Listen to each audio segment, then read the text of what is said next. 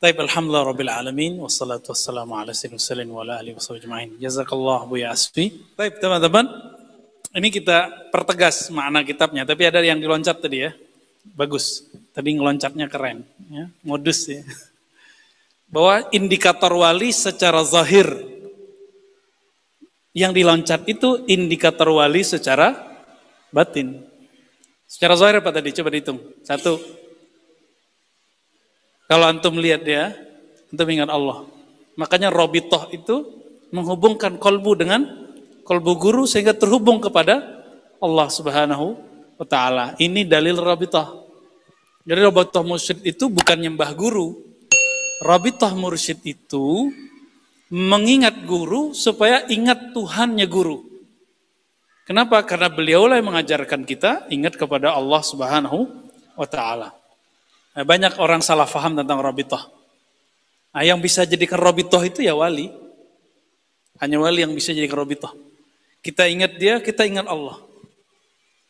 Ingat dia, ingat nama Allah minimal. Berarti gurunya makamnya di nama. Ada yang ingat dia, ingat sifat. Ada yang ingat dia, ingat zat. Nah, kalau itu wali gaus namanya. Ya, ingat dia, ingat zat Allah kita. Nah, itu cuma wali gaus. Baik.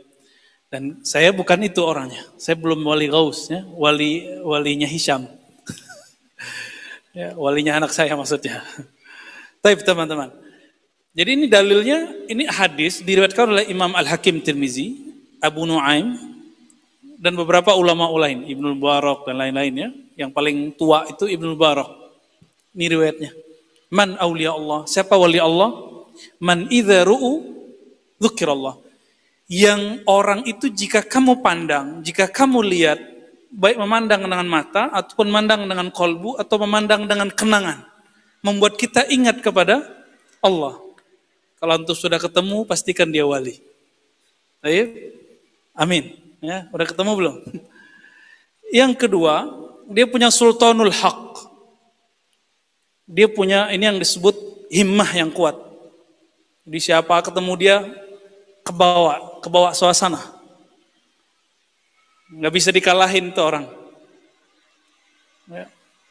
Maka seorang syekh di Mesir itu selalu ditahzir oleh yang anti tasawuf. Tapi kalau orang yang mentahzir datang ke tempat majelis orang itu pasti dia tobat. Dan itu sudah banyak. Kita nggak usah sebut nama syekhnya. Ya. Baik, udah 2. 3 apa?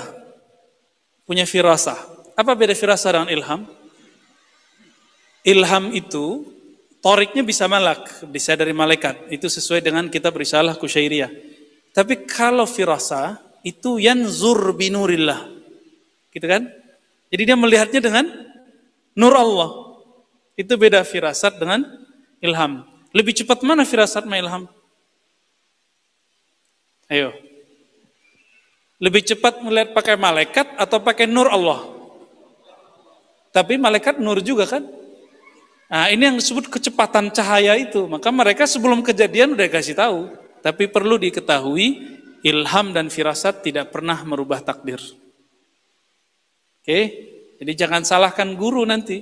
Nah, ini yang terjadi pada Nabi dan para sahabat waktu tahun ke-6 Hijriah. Ya, akhirnya Umar pernah beliau lupa dengan adabnya dan beliau tobat 40 hari. Jadi tobat dari adab yang salah itu ternyata lebih berat. Sayyidina Umar nggak tidur malam hari, nggak berbuka siang hari. 40 hari, 40 malam, antum bayangkan, salah adab. Itu nur muhadasahnya itu sempat hilang itu, Sayyidina Umar. Belum merasa goyang. Nah kayak gitu kalau ketemu gaus atau wali kutub atau apapun, antum salah adab sama dia, itu perasaan tuh udah gak nyaman lagi tuh. Zikir gak nyaman, apa aja gak nyaman. Ya, tapi kalau kita bagus adab, mereka kita rindu terus ketemu beliau.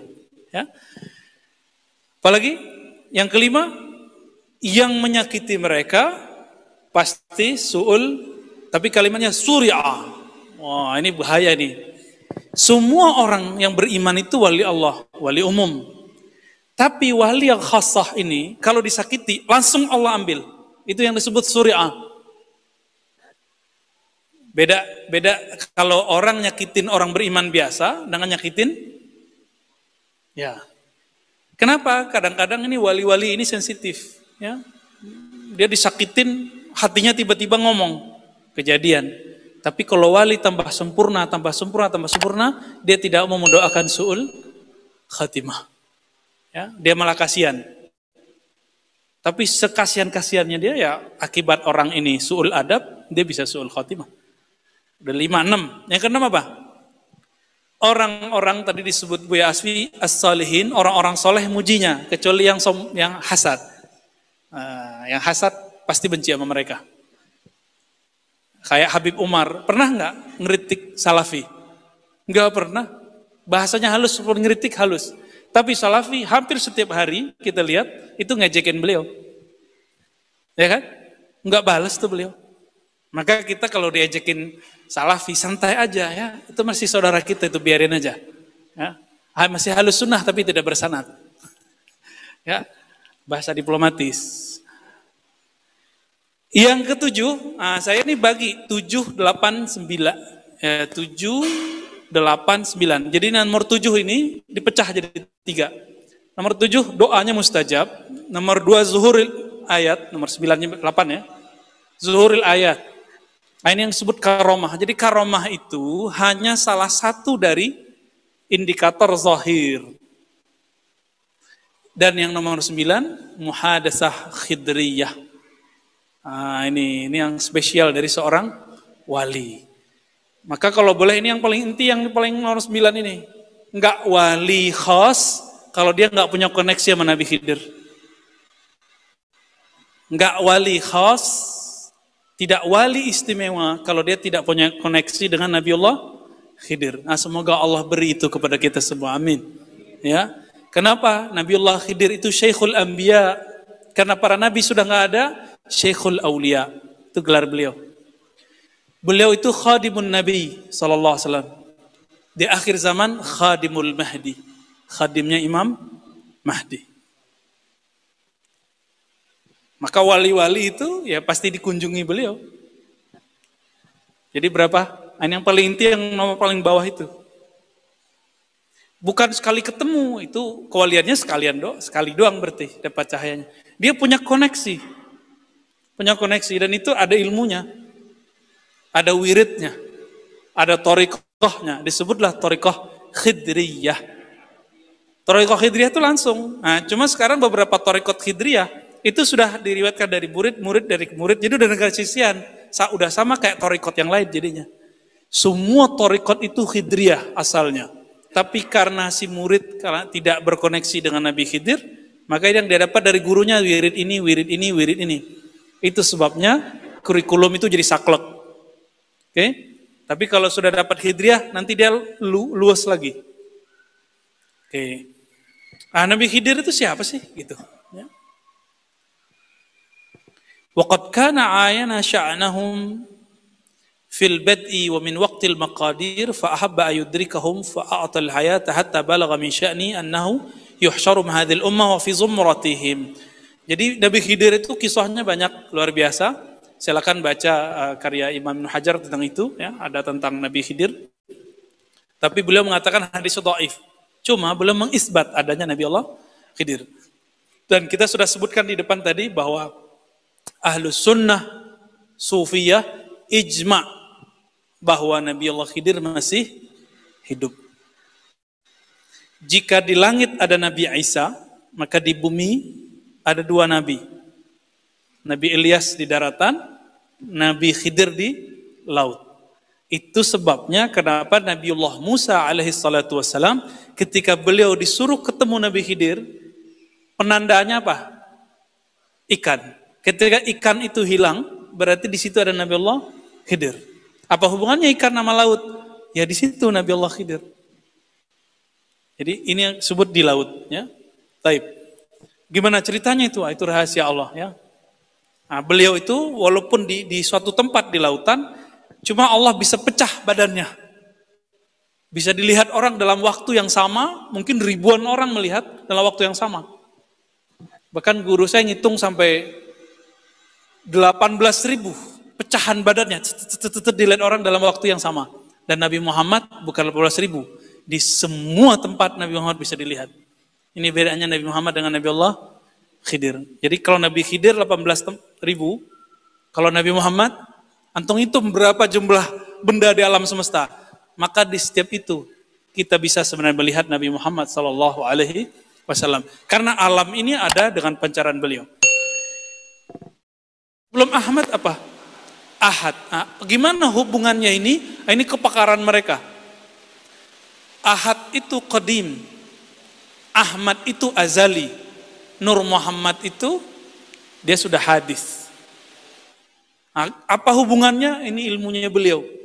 Jadi pecahan-pecahannya semua itu beliau mengerti. Ini ilmul bati. Jadi mereka ini bisa mengakses ke masa azali. Apa semua mursyid begitu? Dan orangnya ada loh. Maka belum tentu mursyid-mursyid yang kita tahu sekarang, pimpinan-pimpinan mursyid-mursyid belum tentu sampai ke sini. Muridnya aja yang melebihkan dia. Nah, kita nggak akan berbicara di luar kemampuan kita. Ya. Yang kedua ilmul mitsaq, perjanjian alam semesta. Jadi kalau orang ini ada, dia mengerti apa perjanjian Allah dengan manusia, dengan jin, dengan malaikat, dengan hewan-hewan. Kenapa tadi ada dialog koneksi antara orang ini dengan benda-benda? Nah itu ilmu mitsaq itu. Ya, kalau nggak tahu ilmu mitsaq, nggak ada koneksi di situ.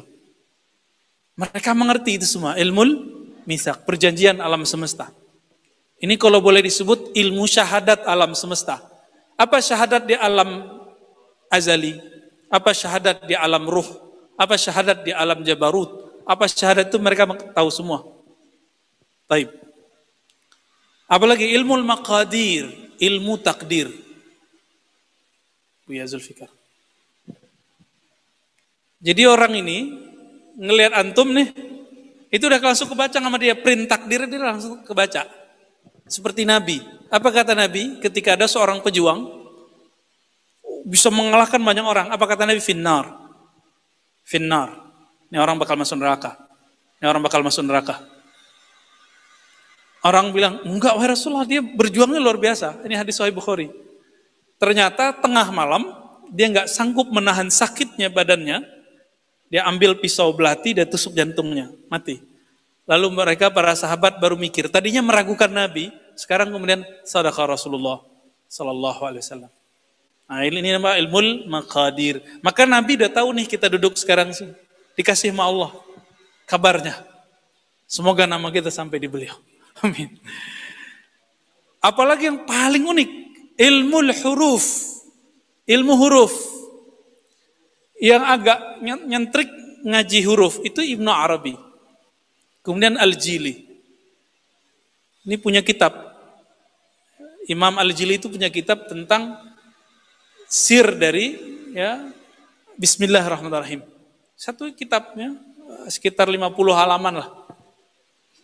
Saya kira itu ilmu sudah selesai. Ternyata sekarang ada yang lebih dahsyat lagi.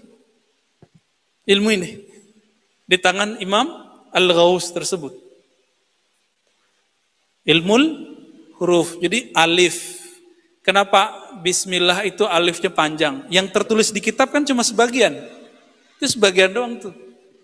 Ya, kenapa titik di bawah ba? Suatu kali Imam Shibli ditanya, "Man anta ya Shibli?" Siapakah kamu wahai Shibli? Apa jawab beliau? Ana nuqtatun tahtal ba. Saya adalah titik di bawah ba. Apa maksudnya itu? Itu ilmu huruf itu. Ada rahasianya. Nanti kalau umur kita panjang kita bahas ya. Saya talaki langsung ke mereka. Ilmu ini ya. Huruf yang kita tahu cuma berapa? Hijaiyah. Berapa? 29, 28 pada 9. Oke, 28 pada 9. Itu yang zahir, yang batin banyak. Ya. Sangat-sangat banyak. Makanya di alam jabarut itu ilmu huruf-huruf semua. Antum kalau buka kitab Al-Ma'asir Asy-Syadziliyah, ya, karya Ibnu Ayyad, di situ salah satu wirid Imam Syadzili itu kalimatnya membingungkan bagi orang awam yang nggak ngerti, dibilang ini khurafat. Zikirnya itu pakai ahyun, ahun gitu. Ada nggak artinya itu? Kita kalau hizib dahar, zikir kita apa? Kaf, ha, ya, ain, sad, ha, mim. Apa kata orang nggak ngerti? Ente khurafat ente. Dia nggak ngerti bahwa ini rahasia ilmu huruf. Nah itu udah diturunkan sebagian oleh Imam Syadzili. Nah sekarang tuh tambah banyak tuh. Jadi kuncian-kuncian alam semesta itu ada di huruf. Tapi intinya ada di titik, titik kemudian di alif. Nah itulah ilmu dua ini yang kemudian mereka pakar. Baik, udah berapa tuh? Ilmu bada, misak, maqadir.